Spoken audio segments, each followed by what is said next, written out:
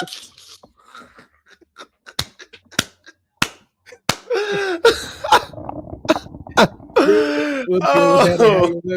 your boys again, back with another North Carolina Live. How y'all feeling? I'm keeping that. I hope y'all know. I'm keeping that in the intro for this week. That is core, bro. Oh man. And the question is, how y'all feeling with this new game week coming up? Because expectations are low, rumor mill is high. Hey, and we all on supply, baby. Like we doing good. Last time I checked, beer still stays cold in the fridge. So I mean, I hope like if your beer don't stay cold when you put it in the fridge, I'm gonna need you to get a new beer. Listen, things ain't gone all the heck just yet. It's hit the fan, but it's hit the fan, the ceiling, the window. What hasn't it hit yet? It ain't hit the walls. It hit the window though. Did the window? But not the wall. It ain't been smeared over to the walls yet. Till the sweat drop down? No. Oh no. This was done effortless. This was effortless. He said effortless. Wait a minute, sir. What do you mean effortless? What you mean effortless, sir? Effortless. Took no time.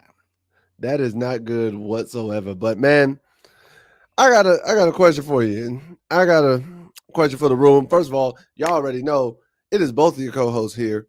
He did not introduce himself properly, and I don't like that. I don't like that at all. Yeah, I said it's your boys. Back with North Carolina Live. Tell the people your name. I'm Rasmus 26, and we're here for North Carolina Live. Right over there. It's Tornado McCray. He's here with us for another episode. I'm going to talk a whole lot of smack. Don't you let him talk over me. Just let it go. That's what I'm talking about. That's how you do an intro. You know what? There you go. Good job. Good job. I'm proud of you. You did an intro. Good job. But man, hey, like you said, rumors is hot, temperatures is cold, and honestly, Bill, the big question is, do you gotta go? Because everybody been saying it. It's been all over the rumor mill. And apparently, Bill has addressed these rumors and said they are categorically false. Yes, that man said categorically false. Nani?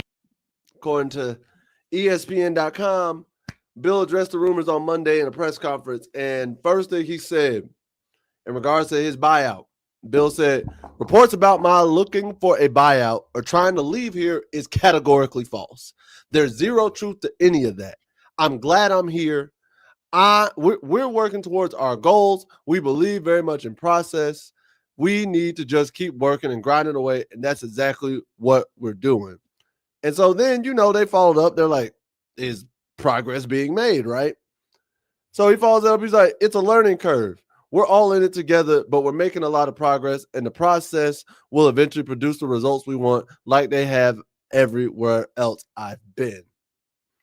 Now, if I want to be a cynic and whatnot, not everywhere you've been, you've produced results, Bill. If I want to be a cynic, but I'm gonna let you live, I'm gonna let you be great. And of course, people be looking at it and they're like, all right, progress is being made, but it ain't showing up on the scoreboard. And he comes back and he's like, everybody's most interested in the final score, and I'm at the top of that list. But again, it's a process. Coach Saban has talked about it. Bill Walsh has talked about it. I've talked about it. You build a culture, you build a program, and eventually the results will come. So when will that happen? Hopefully as soon as possible. And I ain't gonna lie to you. A lot of fans focus mostly on the final score. And to be honest with you, if it wasn't for the fact that the losses are bad losses, I don't think we'd be as upset. No. If the losses were not bad losses, or if the losses didn't even look that bad, like, for example, we've seen games in our lifetime where it's like, oh, the box score may say 48-24, right? But we both know it was a 24-24 game up until the fourth quarter, and then like two big punt returns or two pick sixes changed the whole momentum. So now it looks way worse than it does. You know what I mean? So it'd be a lot worse if, like I said, if the games just didn't look so bad. Like if you lost to TCU 47-30, people be like, okay. If you lost to UCF 30-20, 30-24, or 30-12, or 30-17, people wouldn't be so bad about it. If you lost to Clemson 48-21, people wouldn't be so mad about it because at least you're still trying to put up points. The problem is that you haven't broke 10 points, but like the one game, the Charlotte game, a loss, and you broke the Charlotte game and the Richmond game, but against top teams, you ain't broke 10 points. That's what I'm saying. Like in the losses, you haven't broken 10 points. That's why people are upset about the final score because they're like, this is bad. Like, come on. like, bro, 48-10, 34-9, 28-7, 30, like 30, what, 8-7 against Clemson? I'm saying, because I even looking at this. So we'll look at this for a second. If you want to bring up Nick Saban, first year at Alabama, he went 7-6. Right. In all of those 6 losses, none of them were by more than a touchdown. I was about to say, he ain't lose by what? More than 10? Something like that? He ain't lose by more than 7. Well. So, and you know what? Let's do some. We're doing some digging? Let's do some other looks. Oh, God. We're doing digging. We're digging. He about to get to it. Ooh, that's not what I meant.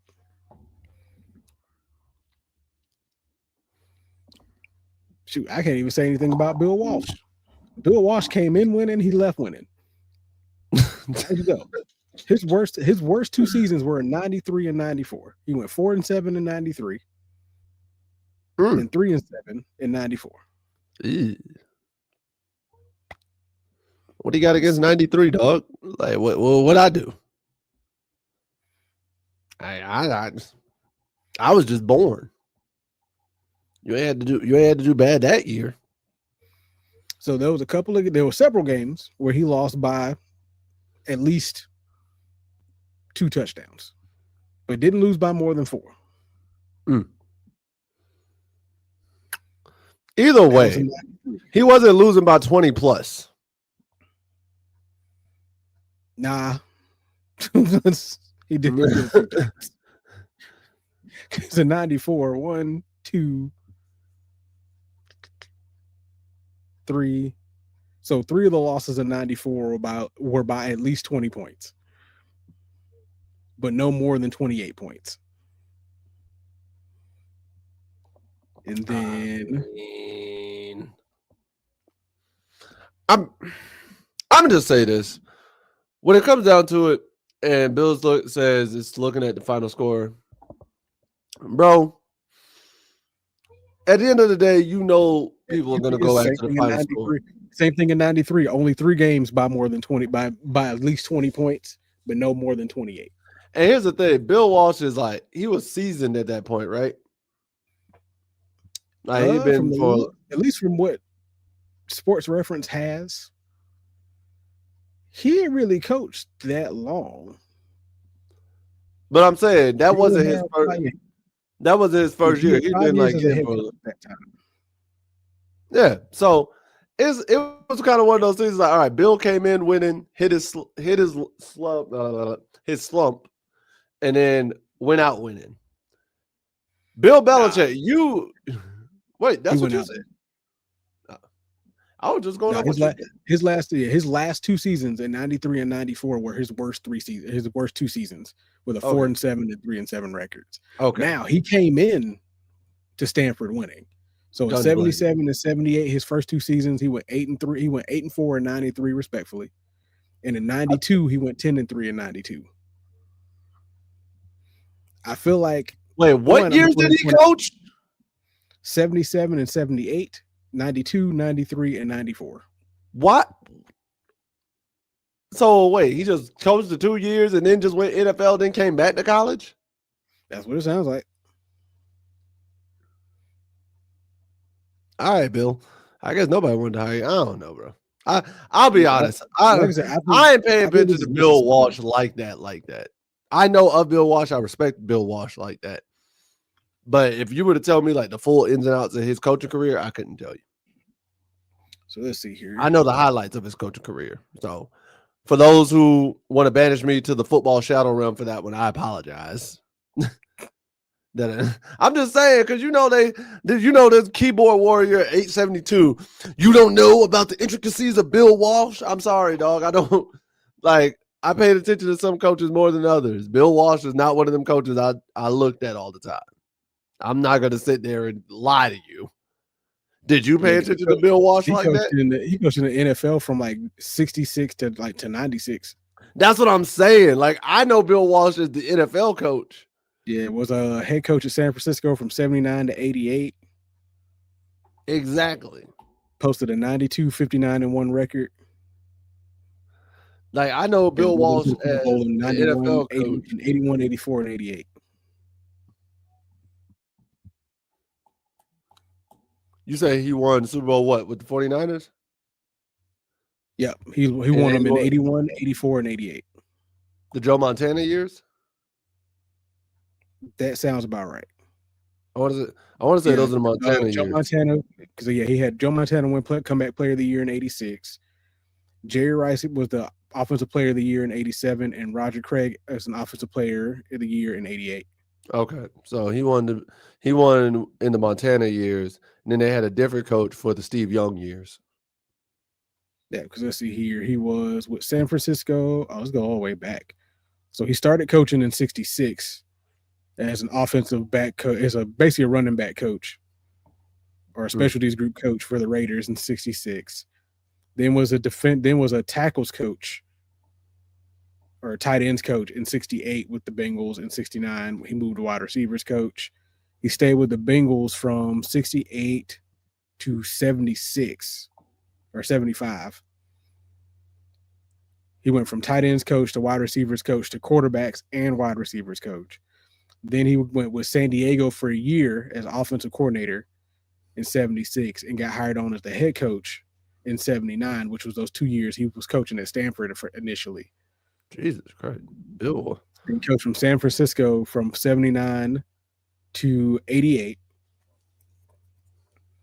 Then he took those few years to go back to Stanford from 92 to 94, and then went back to San Francisco as an assistant to the coaching staff in 96. All right. History lesson. All right. Well, we got that out the way. But if you're going to talk about anybody, like, come on, Bill. He had to get another If you want to bring up Nick Saban, just go ahead and admit that Nick Saban had a better first year as a head coach than you. And to me, it's not out of the realm for people to already be sitting there thinking, hey, bro, you going to buy yourself out. Shoot, I am pretty sure, we talked about this, there are some donors probably looking at Michael Jordan like, hey, bro, can you buy him out for us? Please. Yeah, like, can you just go? We will make sure to recoup it on campus for you, but can you buy this man out for us? Because this ain't it. This ain't it. Cut the check right now. Here's the best part. Here's the best part about that, bro. The check has reduced in price since the summer. Remember, that buyout went from 10 million to 1 million. And in today's money, buying out a coach for $1 million is relatively cheap. And that's more than likely why he said he had no interest in leaving. Like, you said, why would I leave when my money looked funny? Like, this is the thing. Looked funny. For example, Carolina bought out Matt Rule back in the day for $30 million. They bought him out of his contract at Baylor. Boy, and they paid for that for a minute. Don't remind me.